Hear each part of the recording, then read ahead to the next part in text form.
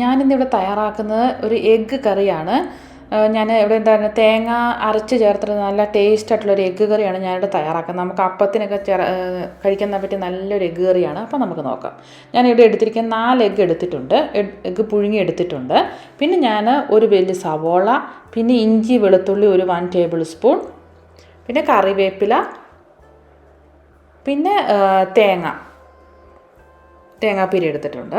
നമുക്ക് ആദ്യം ഈ തേങ്ങ ഒന്ന് അരച്ചെടുക്കാം.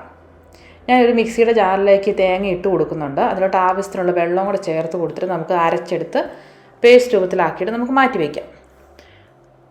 ഇനി ഞാൻ ഒരു പാത്രം അടുപ്പത്ത് വെച്ച് അതിലേക്ക് ഞാൻ എണ്ണ ഒഴിച്ച് കൊടുക്കുന്നുണ്ട്. എണ്ണ ചൂടായി കഴിഞ്ഞ് കഴിയുമ്പോൾ നമുക്ക് കടുക് ഇട്ട് കൊടുക്കാം. കടുകൊന്ന് പൊട്ടി വന്നതിന് ശേഷം നമുക്ക് ഇതിലേക്ക് നമ്മൾ അരിഞ്ഞു വെച്ചിരിക്കുന്ന ഇഞ്ചി വെളുത്തുള്ളി 1 ടേബിൾ സ്പൂൺ ഇട്ട് കൊടുക്കാം. അതിൻ്റെ പച്ചമുളകൊക്കെ ഒന്ന് മാറിക്കഴിഞ്ഞ് കഴിയുമ്പോൾ നമുക്ക് അതിലേക്ക് സവോള ഇട്ട് കൊടുക്കാം. ഞാനിവിടെ ഒരു വലിയ സവോളയാണ് എടുത്തിരിക്കുന്നത്.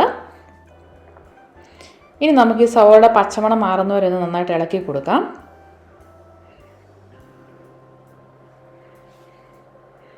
ഇനി നമുക്ക് ഈ സമയത്ത് ആവശ്യമുള്ള ഉപ്പും കൂടെ ചേർത്ത് കൊടുക്കാം. നമുക്ക് ഇളക്കിയിടാം. ഈ ഇഞ്ചി വെളുത്തുള്ളി സവോള ഇതിൻ്റെ പച്ചമണമൊക്കെ മാറിയതിന് ശേഷം നമുക്ക് ഇതിലേക്ക് വേണ്ട പൊടികൾ ചേർത്ത് കൊടുക്കണം.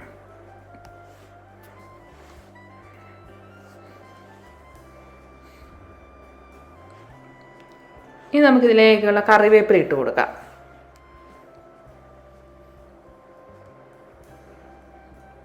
ഒന്ന് വഴറ്റിയെടുക്കാം. ഇനി നമുക്കിതിലേക്ക് ചേർക്കുന്നത് മഞ്ഞൾപ്പൊടി ഒരു 1/4 ടീസ്പൂൺ,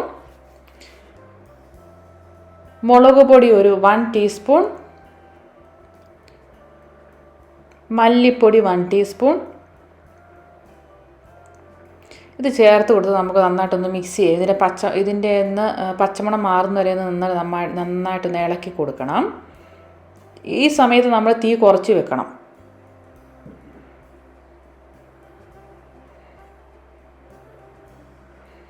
അല്ലേ പിന്നെ ഇത് നമ്മൾ പൊടികളെല്ലാം ചേർത്തേക്കുന്നത് കരിഞ്ഞു പോകും. അതുകൊണ്ട് നമ്മൾ തീ കുറച്ച് വെക്കുക ഈ സമയത്ത്.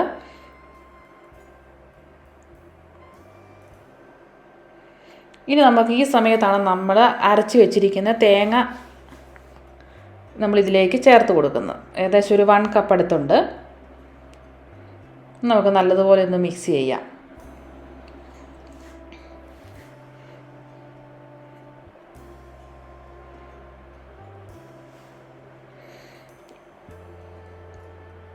ഈ സമയം നമുക്കിതിലേക്ക് കുറച്ച് വെള്ളം കൂടെ ചേർത്ത് കൊടുക്കാം. നമുക്ക് എന്തോരം ഗ്രേവി വേണം അതിനനുസരിച്ച് നമുക്ക് വെള്ളം ചേർത്ത് കൊടുക്കാം. ഞാനിതിലേക്ക് ഏകദേശം ഒരു കപ്പിനടുത്ത് വെള്ളം ചേർത്ത് കൊടുത്തിട്ടുണ്ട്.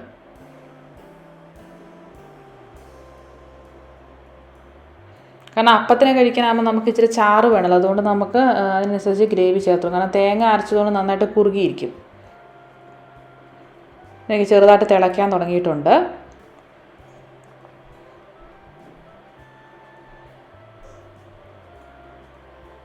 നന്നായിട്ട് തിളച്ചിട്ടുണ്ട്. ഇനി നമുക്ക് ഈ സമയത്ത് ഉപ്പ് ഉണ്ടോ നോക്കിയിട്ട് നമുക്ക് ഉപ്പ് കുറവാണെങ്കിൽ നമുക്ക് കുറച്ച് ഉപ്പും കൂടെ ചേർത്ത് കൊടുക്കാം. അതിനുശേഷം നമ്മൾ ഇതിലേക്ക് നമ്മുടെ പുഴുങ്ങി വെച്ചിരിക്കുന്ന മുട്ട ചേർത്ത് കൊടുക്കാം. നമുക്ക് വളരെ പെട്ടെന്ന് തയ്യാറാക്കാവുന്ന ഒരു മുട്ടക്കറിയാണ്. അതുപോലെ നല്ല ടേസ്റ്റാണ്. നമ്മൾ തേങ്ങ അരച്ച് ചേർത്ത് ഉണ്ടാക്കുന്ന മുട്ടക്കറി നല്ലൊരു ടേസ്റ്റാണ്. അപ്പോൾ എല്ലാവരും ഒന്ന് ട്രൈ ചെയ്ത് നോക്കണേ. ഇത് നമ്മൾ മുട്ട കിട്ടിയ ശേഷം നമ്മൾ ഒരു 5 മിനിറ്റ് ചെറിയ തീയിൽ വെച്ചാൽ മതി. അങ്ങനെ നമ്മുടെ മുട്ടക്കറി ഇവിടെ റെഡിയായി. അപ്പോൾ എല്ലാവരും ഒന്ന് ട്രൈ ചെയ്ത് നോക്കണേ. ട്രൈ ചെയ്ത് നോക്കിയിട്ട് അഭിപ്രായങ്ങൾ കമൻറ്റ് ബോക്സിൽ അറിയിക്കണേ. വീണ്ടും പുതിയ റെസിപ്പിയുമായിട്ട് പുതിയ വീഡിയോയിൽ കാണാം. Thank you.